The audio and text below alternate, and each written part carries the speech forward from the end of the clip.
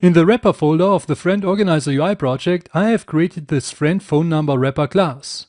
As you can see, it inherits from model wrapper of friend phone number. I have added the number property to this friend phone number wrapper so that we get validation in the set of this property by calling the setValue method of the model wrapper base class. Now we can use this friend phone number wrapper class in the friend detail view model.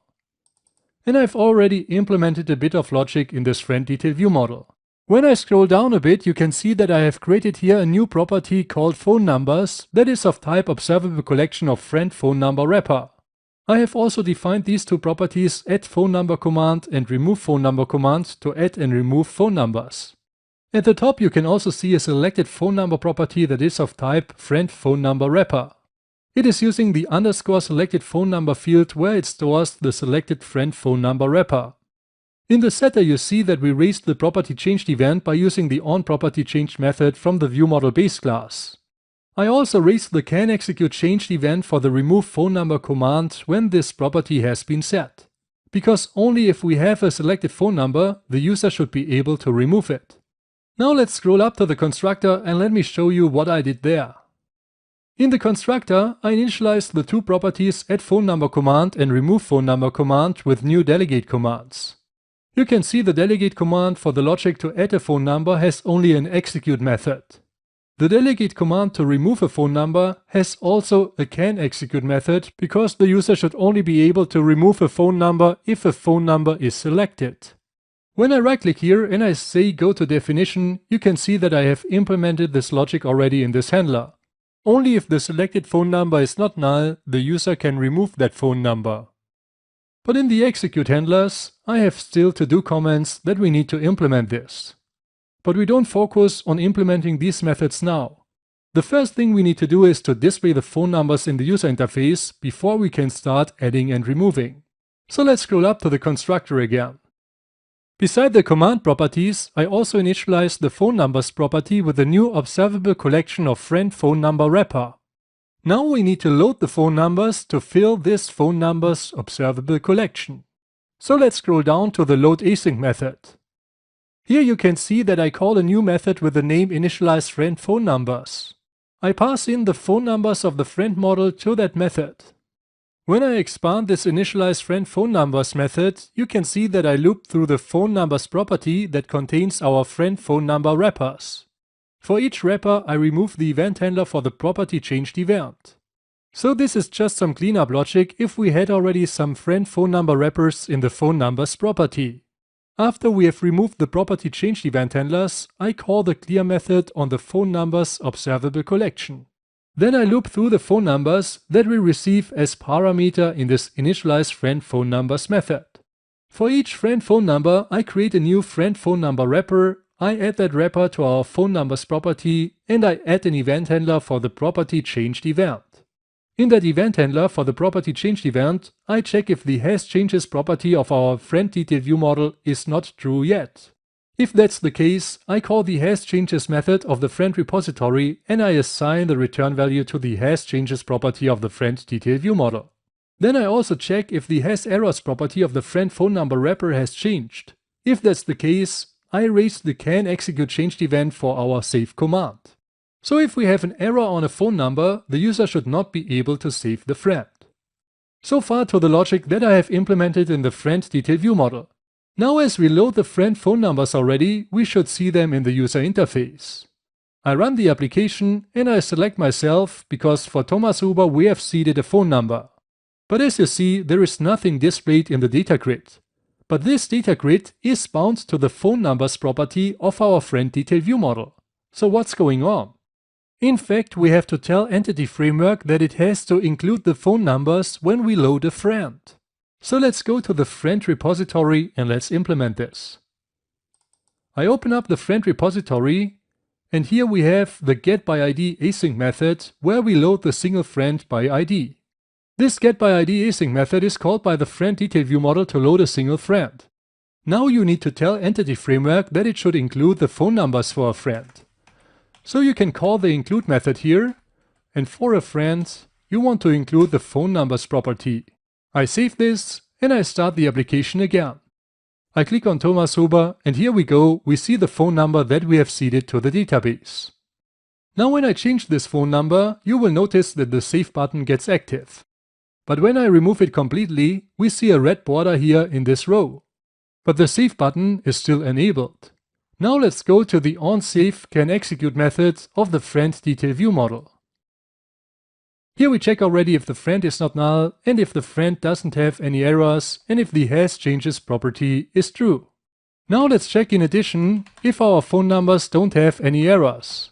I use the all method here, I press Ctrl- to add a using directive for system link, and I say the hasErrors property of all phone numbers should not be true.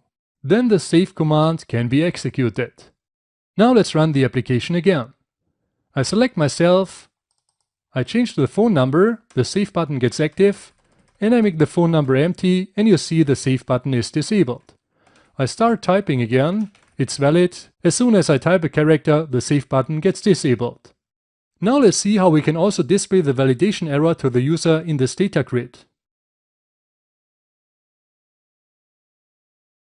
Here I've opened the friend detail view. You can see the data grid that is bound to the phone numbers property of the friend detail view model. On the data grid text column, I have set the properties element style and editing element style. These properties are referencing styles with the static resource markup extension. I have defined these styles in the AppSaml file. So when I scroll down a bit, you can see here the two styles, data grid column style and data grid editing column style. The first one is of type text block and the second one is of type text box. Now we want to display the validation error in the data grid and we can use these styles to do this. When I scroll up a bit, you can see the style for the text box that we use in the Friend Organizer application. Here we have defined already a trigger for the hasErrors property. If an error occurs, we set the background property to red and the tooltip to the error content property of the validation error. Now I just copy this whole block and I put it into the two styles for the data grid. Let's run the application and let's see if this works. I select myself. Here we go, we have the phone number. I type in a character and now the whole text box here gets red. I hover it and I can see the validation error. The number field is not a valid phone number. Now let's put the focus into another field and we still see the phone number is red. When I hover it, I can still see the tooltip, the phone number field is not a valid phone number. So now we have displayed the validation error in the data grid. The next thing is to implement the logic so that the user can add and remove phone numbers. In this demonstration we will implement the logic in the friend detail view model to add a phone number and to remove a phone number. Let's switch to Visual Studio. Here I've opened the friend detail view model. When I scroll down to the constructor, you can see that the addPhoneNumber command is using the onAddPhoneNumberExecute method. I right-click this method and I say go to definition. I have already implemented it. You can see I create a new friend phone number wrapper with a new friend phone number entity. Then I register a property changed handler for this new friend phone number wrapper. You have seen this property changed handler already in this module. It just sets the hasChanges property of the friend detail view model and it also checks the hasErrors property of this friend phone number wrapper to raise the canExecuteChanged event for the save command. I press Ctrl- to go back to the previous location. After we have created the friend phone number wrapper, I add it to the phone numbers property of our friend detail view model. I also add the friend phone number, the model that is in the wrapper, to the phone numbers property of the friend model. In the last step, I assign an empty string to the number property of our friend phone number wrapper to trigger the validation. Now let's run the application and let's see this in action. I select Urs and I click the Add button to add a new phone number. Now it's red already and I can start typing. Okay, I type in a phone number and I click Save. Let's navigate to another friend and I navigate back and you can see his phone number is here. When I select the phone number, the Remove button gets active, but we haven't implemented this logic yet, so let's do this now. Here in the friend detail view model, I have already implemented the onRemovePhoneNumberExecute method. First, I remove the property changed event handler for the friend phone number wrapper that is stored in the selected phone number property. Then I remove the friend phone number model from the phone numbers property of the friend model. I also remove the friend phone number wrapper from the phone numbers property of our friend detail view model. After that, I set the selected phone number property to null. Then I update the hasChanges property of our friend detail view model by calling the hasChanges method of the friend repository. Finally, I raise the canExecuteChanged event for the save commands so that the user can save these changes. Now let's run the application and let's try if this works. I select a friend, I select the phone number and I click the remove button. The phone number is removed and the save button is active. Now I click the save button and we get an invalid operation exception. The operation failed. The relationship could not be changed because one or more of the foreign key properties is not nullable. When a change is made to a relationship, the related foreign key property is set to a null value. So what does this mean? Let's stop the application and let's open up the Server Explorer. The friend phone number table has a friend ID column that has a foreign key to the ID column of the friend table. Now this friend ID column on the friend phone number table is not null. You can see this when I open the table definition. Here we go, allow nulls is not checked. Or in the T-SQL code you can see that the friend ID is not null. But now when we remove the friend phone number from a friend model, Entity Framework tries to set that friend ID column on the friend phone number record to null. And this gives us the invalid operation exception. But in fact, we don't want to set this friend ID column to null. We want to remove the whole record from this friend phone number table when a friend phone number is removed from a friend. To do this, we have to implement the logic on our own. So I go back to the friend detail view model and to the onRemovePhoneNumberExecute method.